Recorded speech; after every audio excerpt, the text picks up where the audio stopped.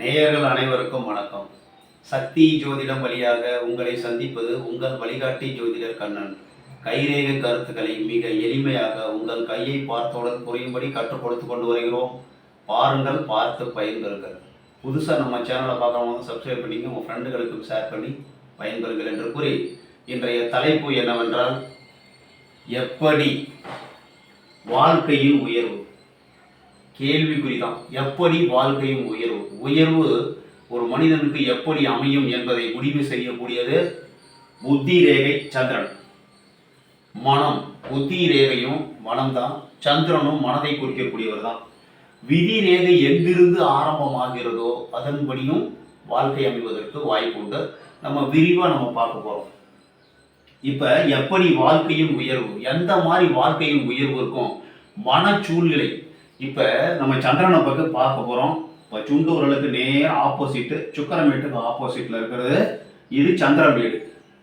இந்த சந்திரமேடு எப்படி இருக்கிறது என்பதை பார்த்து தான் வாழ்க்கையினுடைய உயர்வு தாழ்வு, மனநோய், நீர்கண்டம் இந்த மாதிரி ஏதாவது இருக்கா, வாழ்க்கையில் உயர்வு எந்த நிலையில் ஏற்படும், எப்படி ஏற்படும், வெளிநாடா உள்நாடு வாழ்க்கையா, காதல் திருமணமா, திருமணம் அரேஞ்சு மேரேஜா, இல்லை ஜலகண்டம் அதாவது தண்ணீரில் கண்டம் ஏற்பட்டு இறப்பு ஏற்படுமா, வெளிநாடா உள்ளூரா, அதாவது உள்நாடா உள்ளூரா, வெளியூரா வெளிநாடா, இந்த மாதிரி டிஃப்ரென்ஸ் எல்லாம் பார்க்கறது தான் இன்னைக்கு வேலையே.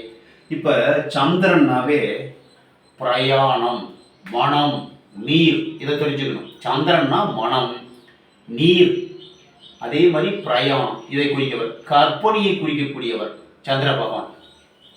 சந்திரன் என்பது நம்மளுடைய மனம், கற்பனை, நீர். இதை முதல்ல ஞாபகம் வச்சுக்கணும், சரிங்களா? இப்போ சந்திரமேடு ஒருவருக்கு உயர்வாக இருந்தால் கற்பனை வளம் நல்லா இருக்கும். அளவுக்கு அதிகமாக இருந்தால் கற்பனை அதிகமாக போயிடும்.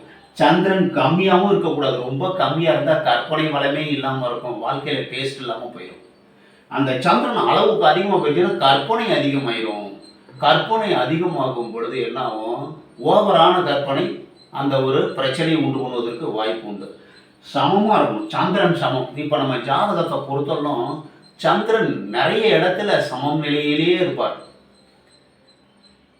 நீங்கள் பார்த்துருக்கீங்க, ஜாதகம் தெரிஞ்சவங்களுக்கு தெரியும், நிறைய இடத்துல சந்திரன் சமநிலையில் இருப்பார். அந்த சமநிலையில் இருப்பதே சிறப்பு. சந்திரன் என்பது மனம், மனம் சமநிலையில் இருந்தால் நல்லது என்பதை காண்பிப்பதற்கு தான் ஜாதகத்தில் சந்திரன் நிறைய கட்டத்தில் சமநிலையிலே இருப்பார். இதை நம்ம தெரிஞ்சுக்கணும். நம்ம கையை பொறுத்தவரை சந்திரன் சமத்தில் இருந்தால் நல்லது. அதில் அளவுக்கு அதிகமாக உயர்வாக இருந்தால் கற்பனை அதிகமாகும், கம்மியாக இருந்தால் கற்பனையே இருக்காது, வாழ்க்கையில் டேஸ்ட் இருக்காது. ஒன்று. ரெண்டாவது தண்ணியில் ரொம்ப அதிகமாக இருந்தாலும் சலசலப்பு சலனம் ஏற்படும், ரொம்ப குறைவாக இருந்தாலும் ஒரு குடத்துல தண்ணி நிறைய இருந்தாலும் அது வலியும், கம்மியாக இருந்தாலும் கடகடன்னு ஆடும். நடுப்புற இருந்ததுன்னா ஒரு மத்தியமாக கொஞ்சம், அதாவது அதிகமாகவும் இல்லாமல் கம்மியாகவும் இல்லாமல் நடுத்தரமாக இருந்ததுன்னா தளம்பாமல் அப்படியே இருக்கும். இதுதான் மனதினுடைய நிலை. சந்திரன்னா மனம், கற்பனை, கதை, கவிதை, கட்டுரை, கற்பனைலாம் எந்த இருக்கும். இப்போ புத்தி ரேகை மனதை குறிக்கணும். புத்தி ரேகை நேராக இருந்துச்சு வச்சுக்கோ, புத்தி நல்லா இருக்கு அப்படின்னு அர்த்தம். புத்தி ரேகை சந்திரன் பக்கம் வளைஞ்சு இப்படி வந்துருச்சுன்னா, ஆனால் சந்திரமேட்டுக்கே வந்துருச்சுன்னா கதை, கவிதை, கட்டுரை, கற்பனையில் மனம் இருக்கிறது அப்படிங்கிறத தெரிஞ்சுக்கணும். சந்திரமேடு நான் சொல்லிட்டேன், உயர்வாகவும் இருக்கக்கூடாது, தாழ்வாகவும் இருக்கக்கூடாது. அளவுக்கு அதிகமாக உயர்வாக இருந்ததுன்னா அளவுக்கு அதிகமான கற்பனை. சுக்கிரமேடும் அளவுக்கு அதிகமாக இருக்குது, சந்திரமேடும் ஒரே மாதிரி இருக்குது சார். அவர்கள் தவறு செய்வதற்கு வாய்ப்பு உண்டு. கற்பனையினால நம்ம கற்பனையினால மனம் அலைபாயும், ஆசையும் மனமும் அலைவழின நாமும் அவங்களுடைய ஒழுக்கத்தில் கேடு ஏற்படுவதற்கு வாய்ப்புண்டு. ஒழுக்க கேடாக தவறு நடப்பதற்கு வாய்ப்புண்டு. இப்போ நடத்தையில் தவறாக நடக்கிறாங்களா, அவங்க யாரை பற்றியும் கவலைப்பட மாட்டாங்க. ஆனால் போப்பா நம்ம சந்தோஷமாக இருக்கிறோம் போங்க அப்படின்னு போயிடுவாங்களா. அந்த மாதிரி இருக்கிறவங்களுக்கு இந்த சந்திரமேடும் சுக்கிரமேடும் போயிடுவார். இதை எல்லாமே நம்மளுடைய கை. இப்போ ஜாதகம் இல்லையே நீங்கள் கவலைப்பட வேணாம், நம்ம கையிலேயே ஜாதகம் எல்லாமே இருக்குது, கிரகங்கள் எல்லாமே நம்ம கையில் இருக்குது. ரேகைகள் மூலமாக நம்ம வாழ்க்கை எப்படி நடக்கிறது அப்படிங்கிறத நம்ம பார்க்க போகிறோம் இன்றைக்கி. வாங்க.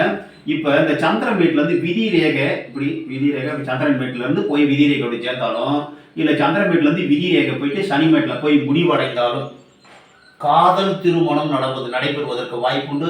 ஜாதி விட்டு மதம் விட்டு திருமணம் நடைபெறுவதற்கு வாய்ப்புண்டு. மனைவி மூலமாக கணவனாக இருந்தால் அல்லது ஆணாக இருந்தால் மனைவி, பெண்ணாக இருந்தால் கணவன் வந்த பிறகு வாழ்க்கையில் நல்ல ஒரு உயர்நிலைக்கு வருவதற்கு வாய்ப்புண்டு. அவங்களுடைய வாழ்க்கையை உயர்த்தக்கூடியவர் வாழ்க்கை துணையாக இருக்கும் அப்படிங்கிறத தெரிஞ்சுக்கணும். வேலைக்கு செல்லக்கூடிய இப்போ கணவனாக இருந்தால் மனைவி வேலைக்கு செல்லக்கூடியவர்களாக இருப்பார்கள். மனைவி வேலைக்கு செல்லும்போது இவங்க வீட்டில் இருப்பாங்க. சும்மா அப்படியே அவங்க மெயின்டைன் பண்ணிட்டு இருந்தால் போதும் வாழ்க்கையை, அந்த மாதிரி போகிறதுக்கு வாய்ப்பு இருக்குது. அப்படி இல்லை சார், நான் வெளிநாடு போய், ஒரு சில பேர் வெளிநாடு போய் வேலை செய்வாங்க. வெளிநாடு போயிட்டு நல்ல வாழ்க்கையில் மனைவி வீட்டில் இருப்பாங்க. இவர் வெளிநாடு போய் நல்ல ஒரு பொருள், பணம், செல்வம், செல்வாக்கோடு வாழ்வதற்கு வாய்ப்புண்டு. இப்போ சந்திரன் வீட்டிலேருந்து குரு வீட்டுக்கு ஒரு ரேகை போகுது சார், அது பிரயாண ரேகை ஆயிரும். இப்போ சந்திரன்னாவே பிரயாணம் நான் சொல்லியிருக்கேன்னா, இப்போ சந்திரன் வீட்டிலேருந்து குரு வீட்டுக்கு போச்சுன்னா உள்நாடு, வெளிநாடு, வெளியூர், உள்ளூர், இந்த மாதிரி வெளியில் போயிட்டு ஏற்றுமதி இறக்குமதி, சரிங்களா, ஏற்றுமதி இறக்குமதி, வியாபார வெற்றி, லாபம் கிடைப்பதற்கு வாய்ப்புண்டு. நம்ம சந்திரன் வீட்டுக்கு, சனி வீட்டுக்கு சந்திரன்லேருந்து போயிடுச்சுனாவே உங்களுக்கு தெரியும், ஒன்று வேலை செய்யணும், வெளிநாட்டில் போய் வேலை செய்யணும், இல்லைன்னா வாழ்க்கை துணை மூலமாக வருமானம் வரும். 2 தான், வேற ஒன்றும் கிடையாது. அதே மாதிரி இங்கே சந்திரன் வீட்டு சூரியன் வீட்டுக்கு போச்சுன்னா மக்கள் செல்வாக்கு மூலமாக வருமானம் வரத்துக்கு வாய்ப்பு இருக்குது. சந்திரன் வீட்டிலேருந்து புதன் வீட்டுக்கு போச்சுன்னா வியாபாரத்தின் மூலமாக வெற்றி, புகழோடு செல்வம் அப்படி தெரிஞ்சுக்கணும், சரிங்களா. இப்போ சந்திரன் வீட்டிலேருந்து இப்போ விதி ரேகையில் போய் சேர்ந்ததுன்னா பெண்களால் உங்களுக்கு பொருளாதாரம் உயரும் அப்படிங்கிறத தெரிஞ்சுக்கணும். இப்போ புத்தி ரேகையில் போய் சந்திரன் மேட்டில் போய் சேருதுன்னா, அதாவது வெளியூர் மக்கள், வெளி தேசத்து மக்கள் உங்களுக்கு ஃப்ரெண்ட்ஸாக ஆவாங்க அப்படிங்கிறத தெரிஞ்சுக்கணும். இப்போ சந்திரன் மேட்லேருந்து ஒரு ரேகை போயிட்டு நம்ம இருதய ரேகையோட ஜாயிண்ட் ஆகுதுன்னா, சந்திரன் காதல், அந்த சந்திரன் மனம், இந்த இருதய ரேகை காதல். அப்போ இந்த சந்திரன்லேருந்து ஒரு ரேகை இருதய ரேகை போயிடுச்சுன்னா காதல் ஏற்படுவதற்கு வாய்ப்பு உண்டு. வெளியூர், வெளிநாடு போயிட்டு லவ் ஏற்பட்டு, அதாவது ஆணாக இருந்தால் பெண் மேல் அளவுக்கு அதிகமான காதல், நட்பு ஏற்படும். அந்த நட்பு நீண்டு நாள் வரும். அதன் மூலமாக வருமானம் வரும். எல்லாமே ரேகை எல்லாமே முக்கியமாக பொருளாதாரத்தை குறிக்கக்கூடியது. இப்போ எப்படி வாழ்க்கையின் உயர்வு, புத்தி ரேகை சந்திரன், மனம் விதி, முக்கியமாக மனசு, அதாவது புத்தி ரேகை மனசை குறிக்கக்கூடியது, சந்திரன் மனதை குறிக்கக்கூடியவர், நீரை குறிக்கக்கூடியவர். மனத்தில் சலனம் ஏற்படுது இல்லையா, அதே மாதிரி நீர்லையும் சலனம், அலை ஏற்படும், ஏறும் இறங்கும், வளர்முறையில் ஏறும், தேய்முறையில் இறங்கும். இதுதான் சந்திரனுடைய இயல்பு. இது சந்திரன் மேட்டை, அந்த சந்திரனுக்கு அதையும் நம்ம கையில் எடுத்துக்கணும். அப்போ சந்திரன் மேட்டில் தண்ணி இல்லையா, அந்த தண்ணியில் முக்கோணம் இருந்தால் சிறப்பு. சந்திரன் மேட்டில் முக்கோணம், சதுரம் இருந்தால் சிறந்த கற்பனை. இது 2ல் ஏதாவது ஒன்று இருந்ததுன்னா சிறந்த கற்பனை மூலமாக, கதை, கவிதை, கட்டுரை, கற்பனை மூலமாக சிறந்து வெற்றி பெறுவதற்கு வாய்ப்பு உண்டு. வேற எந்த குறி இருந்தாலும் புத்தி ரேகையை பார்க்கணும், கையினுடைய நிலையை பார்த்துட்டு முடிவு பண்ணணும்.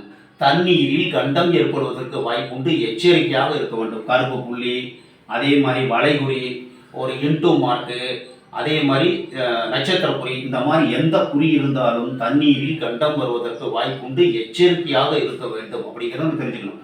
சந்திரனாவே மனம், நீர், கற்பனை, இதை மட்டும் ஞாபகம் வச்சுக்கணும். பிரயாணம் இதையும் சேர்த்துக்கணும். 4 சந்திரன்னா மனம், நீர், கற்பனை, பிரயாணம், இதை 4ஐயும் வச்சுக்கிட்டிங்கன்னா போதும். சந்திரனும் புரிஞ்சுக்கலாம். சந்திரன் என்பவர் ஒன்று வெளிநாடு போய் வருமானம் வரணும், இல்லை வெளிநாடு போகலன்னா மனைவி மூலமாக வருமானம் வரணும், இல்லைனா கற்பனை மூலமாக வருமானம் வரணும், இல்லைனா மனசு நல்லா இருக்கணும்னா, இப்போ ரொம்பவும் உயரமாக இல்லாமல் ரொம்பவும் கம்மியாக இல்லாமல் நடுத்தரமாக இருந்துச்சுன்னா மனசு நல்லா இருக்குது. புத்தி ரேகையை பார்க்கணும். புத்தி ரேகையும் மனம் தான், சந்திரனும் மனம் தான். இந்த புத்தி ரேகை சந்திரன் பக்கம் வந்துருச்சுன்னா மனநோய் வருவதற்கு வாய்ப்பு உண்டு. மனநோய் ஏற்படுமா அப்படின்னா, இந்த புத்தி ரேகை சந்திரன் பக்கம் வளைஞ்சு நேராக வந்துருச்சுன்னா மனநோய் வருவதற்கு வாய்ப்பு உண்டு. அந்த மனநோய் பெருக்கல் குறியோ இல்லை ஸ்டார் குறியோ இருந்ததுன்னா அதிகப்படும், கண்டிப்பாக மனநோய் வருவதற்கு வாய்ப்பு உண்டு.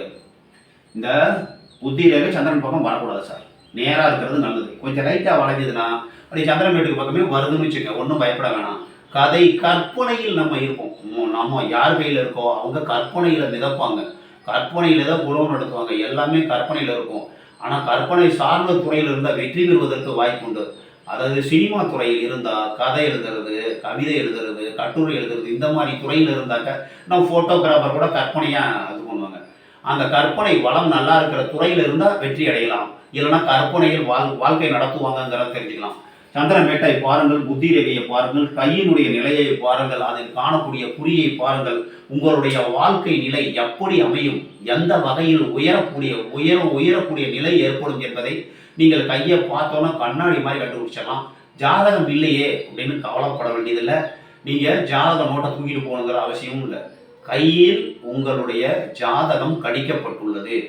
இது மாறக்கூடியது. ஜாதகம் ஒரு சிலது மாறாது. இப்போ கோச்சாரப்படி இந்த கிரகம் எங்கே போச்சுன்னா இது நல்லது நடக்கும் 20% சொல்கிறாங்களே, அதே 20% கையில் வந்து ஒரு 3 மாதம் ஒரு கையை பார்க்கணும்னா 3 மாதத்துக்கு ஒரு தரம் ரேகை தோன்றும் மறையும். இதை நீங்கள் ஞாபகத்தில் வச்சுக்கணும். ஒரு பலன் சொல்கிறோம்னா 50 வருஷம் 100 வருஷத்துக்கு கூட பலன் சொல்லுவோம். ஆனால் அந்த ரேகை மறைவதற்கு வாய்ப்பு உண்டு, அந்த ரேகை வளர்வதற்கு வாய்ப்பு உண்டு. இதை நீங்கள் பார்த்துக்கணும்.